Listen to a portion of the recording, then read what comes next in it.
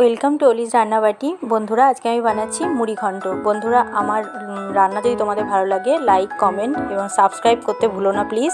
প্রথমে আমি দেখো মাথাগুলোকে ভালো করে নুন হলুদ মাখিয়ে নিয়েছি। এদিকে আমি 1 পোয়া চাল নিয়ে নিয়েছি, গোবিন্দভোগ চাল, এবং চালটাকে কড়াই একটু গরম হলে হালকা নেড়ে নিয়েছি।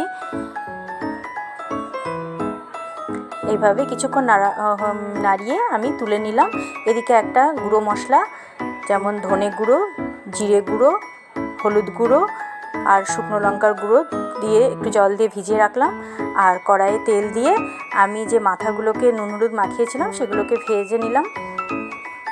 আর তারপর আমি আলুগুলো ছোট ছোট করে কেটে রেখেছিলাম, এই আলুগুলোকেও ফ্রাই করে নিলাম।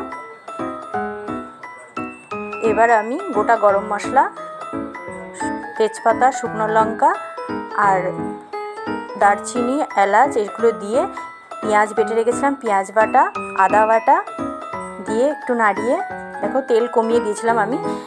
তারপর কাঁচা লঙ্কা বাটা আর যে গুঁড়ো মশলা মিশ্রণটা তৈরি করেছিলাম সেটাকে দিয়ে দিলাম।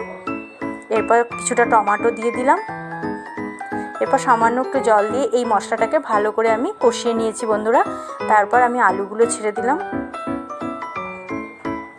এরপর আমি চালটাকে ধুয়ে রেখে দিয়েছিলাম জল ঝরিয়ে, তারপর আমি চালটাকে দিয়ে দিলাম।